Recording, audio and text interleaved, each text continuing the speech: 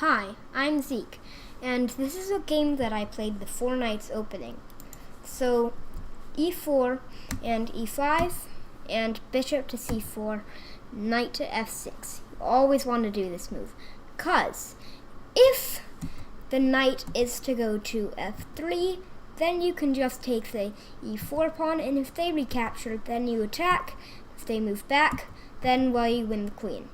That's a full queen. So, that is not what happened, and the correct move to play here is knight to c3, knight to c6, knight to f3. You want to move this knight before this knight. Bishop to b4. Now, this, if they ever move this pawn, it's pinned. So, attack, and if they attack you, you usually want to take the knight. That's usually what you want. And now, the knight that was here used to be defending this pawn. And now our knight's attacking it, so we can just take. Now we're looking at the fork. The only thing protecting is this pawn. So if we can somehow maybe deflect this pawn away from guarding this pawn, we can fork the queen and the rook. Castles, castles, and pawn to d4. This is what we've been wanting. Now we get the fork. And after attack, there. This is a good move, because it attacks the queen and the knight. And it's protected by the knight. So, queen to e8, and now the rook just captures the knight here. Pawn to d6, rook to e1, on to h6, kicking the bishop out.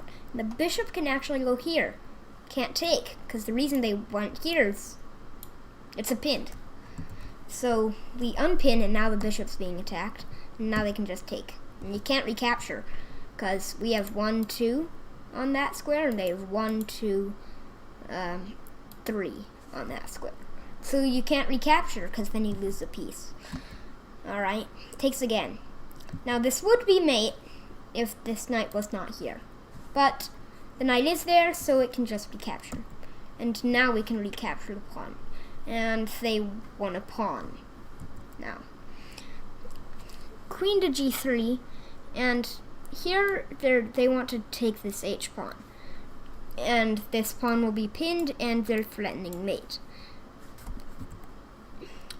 Queen to g4, protected by the bishop, offering a trade of queens. We're up, so that's good. Queen to e3 and bishop to f5. Pawn to h3, kicking the queen away, and queen goes back to g6. Knight to d3, bishop takes. This is not a good move. Unlike what they were trying to do here, the queen is holding this square. The queen is not pinned, so it can actually take. The pawn is pinned, but the queen isn't. Queen takes, rook to d8, bishop to g3, and knight to a5, kicking the bishop out. The bishop can only go here, here, here, or here. Those are its only options. So there it chooses. And now we can go here. And the reason for this is now the bishop has almost no squares. Its only squares are here and here. Everywhere else is held. Bishop to h4, rook to d6. Now we're lining up our rook and our queen to nothing. It's not very useful, but you might want to, if this bishop wasn't here, you might want to double them up at some point. Knight to e5.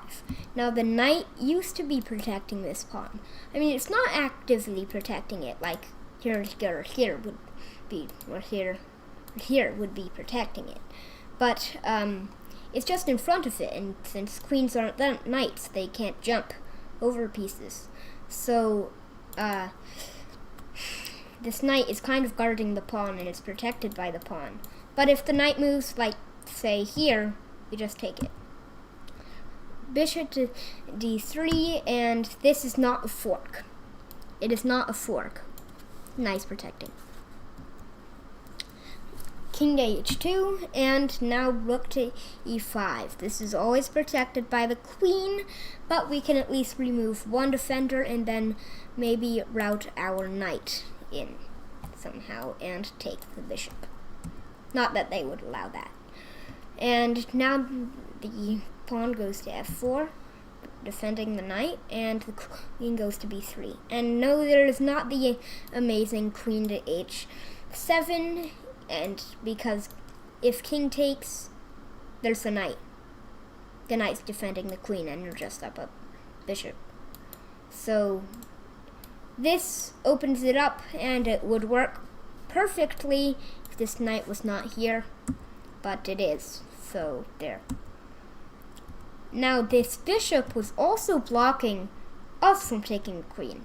So now we can just take and pawn to f6, knight to d3, and knight to c4, knight to b4, and check, forking the pawn and e-king. Now the knight is attacking this, but it's check. And when it attacks this, this will also be attacked. And if the knight moves, it would be check by the bishop. But this is check for us. So if we take, we're now attacking their bishop. So if they take, we just take the bishop. And now this knight's not being attacked anymore. So bishop to b7. Attacking the pawn again, and knight check.